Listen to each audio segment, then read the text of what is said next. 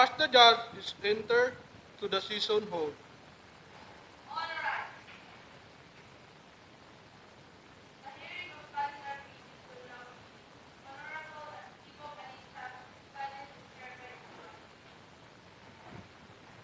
standing behind the table before the court, addressing the clerk of the court after striking the gavel of the sounding box 3 times. You now be seated. Read the cases in the court. Reading the first case on the court calendar.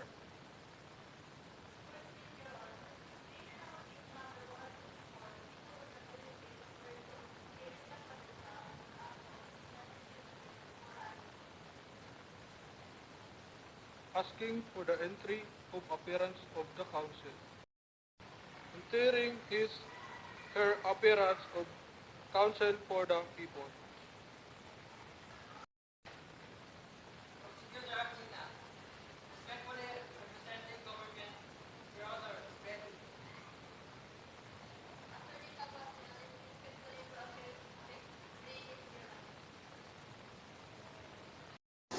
Addressing the interpreter.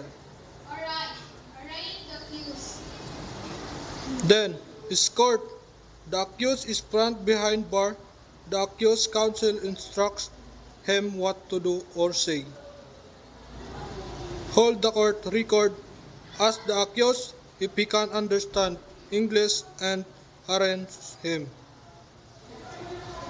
You, Kenneth Capadosa, stands charged with the crime of acts of lasciviousness under Article 336 of the Revised Penal Code, as amended in the information which allege as follows.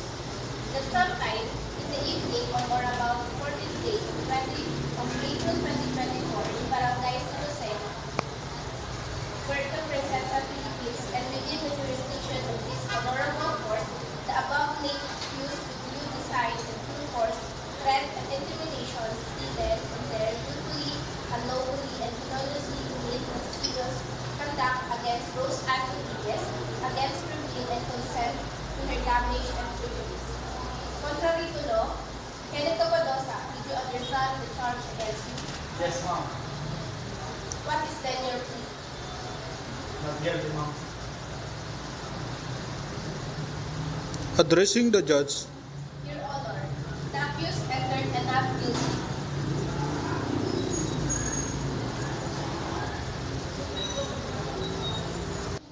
Enter not guilty plea in the favor of the accused. To counsel. Let us now proceed to pray and trial conference. Standing behind the table before the court, addressing the clerk of court, and after striking the gavel on the sounding box 3 times. To prosecutor. What is the theory of the prosecution in this case? As stated in the information, Your Honor, nothing but one. Is there any possibility of bargaining between the parties? If the accused is willing to change his plea of not guilty to guilty, Your Honor, the private complainant is willing to forgo the damages. Give the prosecution pre-trial dates. June 4, 6, and 7, 2024 at 8:30 o'clock in the morning, Your Honor. No other matters for the prosecution. None, Your Honor. How about the After conferring with the accused. The defense would rather proceed to trial, Your Honor. Alright. The prosecution may proceed to stipulation if any. Your Honor, is for stipulation, the identity of the accused and his whereabouts on April 24, 2024 between 8 o'clock up to 10 o'clock in the evening, which was Barangay Santa Monica, Mitra Road. After conferring with the accused. Admitted, Your Honor. The prosecution also proposes for the admission that the accused was the one who pays the private complainant her salary as first farm laborer of the mayor.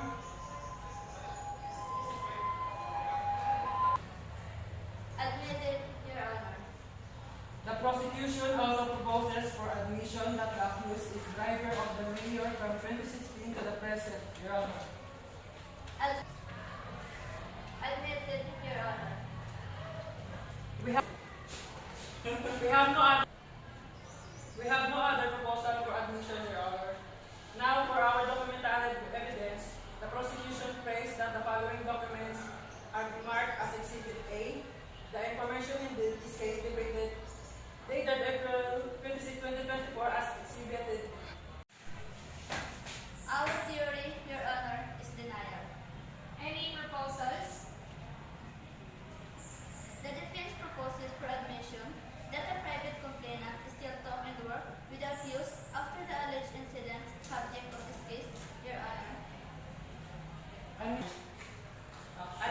with the qualification that because she was not yet paid her salary after subject incident, Your Honor.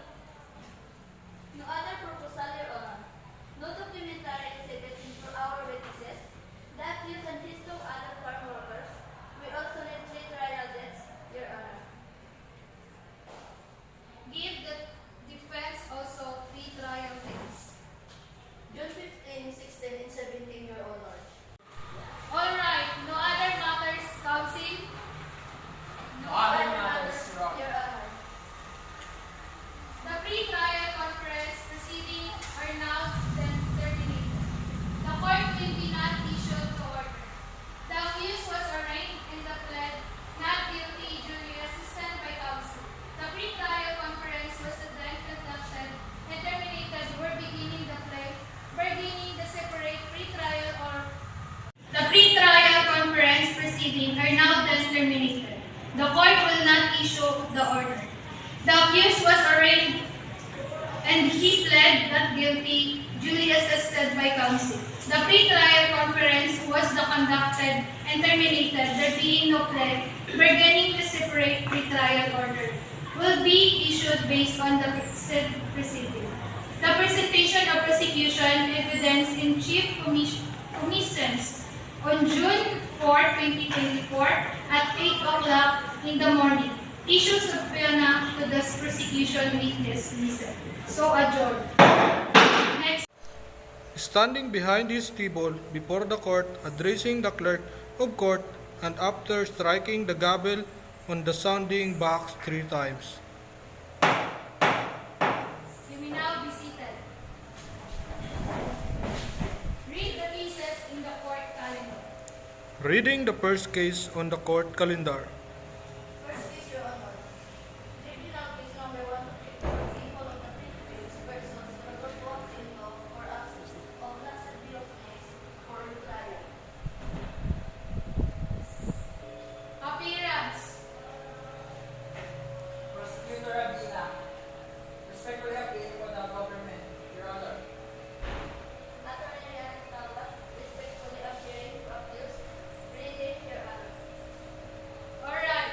Call the first prosecution witness. Your Honor, we will call to the witness stand. Our first, Your Honor, we will call to the witness stand. Our first witness is the private complainant, Joseph Trinidad. Please administer the oath and take the personal circumstances of the witness for his record. Please raise your right hand. Do you swear to tell the truth and nothing but the truth in the trial of this case? Yes, ma'am. Please state for the record your full name, age, civil status, employment, or work and present address. I'm Joseph Trinidad, 35 years old, farmer and resident of Fort Barton. Your Honor, the witness is ready. Prosecutor, please proceed, prosecutor. Your Honor, the prosecution is presenting the testimony of this witness to prove the following: that she is the private complainant in this case, that she executed a judicial affidavit wherein she narrated how the accused put his left hand on her private part and pressed it hard without permission and her consent, that she and the accused had no romantic relationship. Please proceed, prosecutor. All rise. The hearing on Balitar cases will now begin. Honorable Arvin Abina, presiding, silence is hereby enjoined. Standing behind the table, before the court addressing the clerk of the court, and after striking the gavel on the sounding box 3 times. Clerk, please read the cases in the calendar. Reading the first case on the court calendar.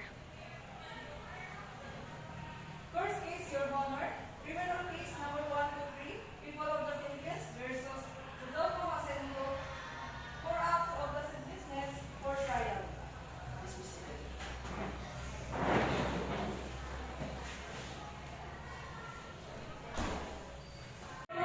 Final judgment. Everybody please be seated.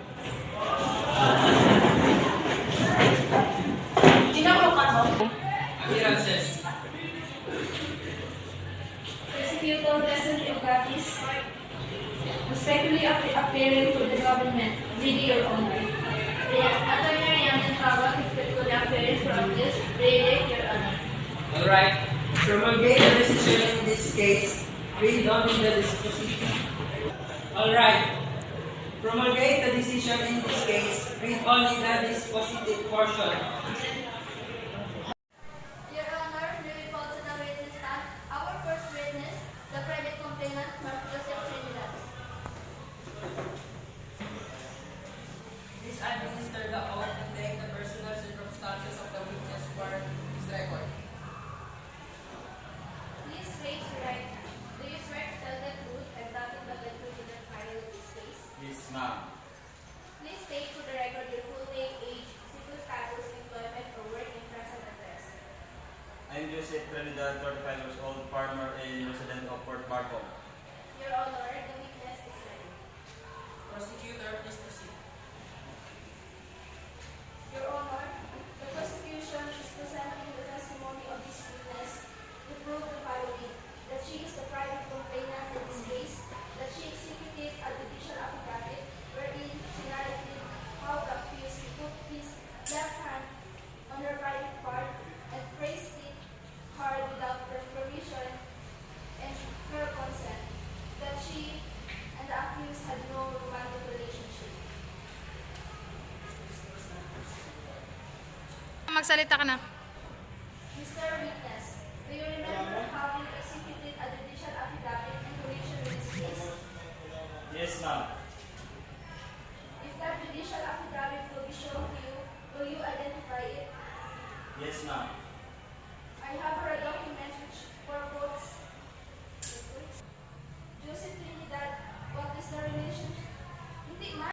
I have here a document which purports to be a judicial affidavit executed by Joseph Trinidad. What is the relationship with this judicial affidavit which you said you executed? That is the same document, ma'am.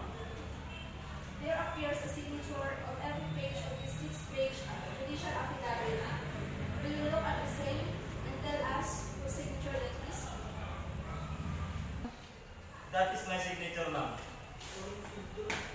Do you affirm and confirm everything that is stated in this judicial affidavit? Yes, ma'am. Your Honor, pursuant to the judicial affidavit rule, her judicial affidavit shall constitute her direct testimony. No further questions, Your Honor. Any cross? Yes, Your Honor. Proceed. Alright. Promulgate the decision in this case. Read only the dispositive portion.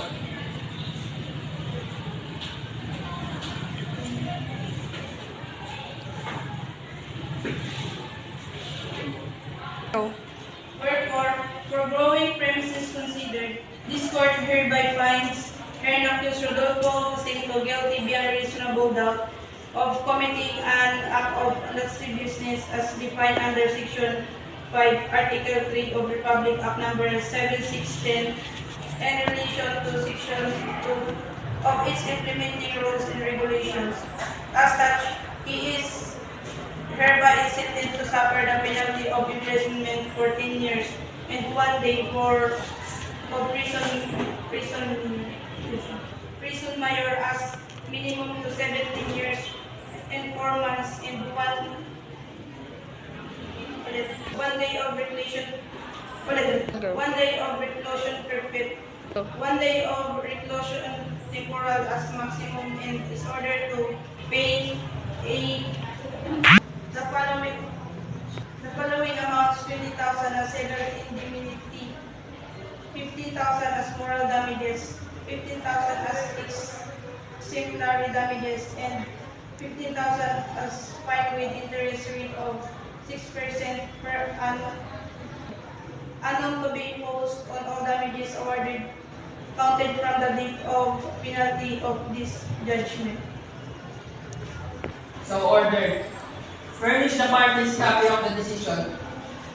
Your Honor, we pray that the accused remain on provisional liberty under his bail while the defense is considering our next Alright. The accused will remain on a provisional liberty under this bail bond. Next case. No other case, Your Honor.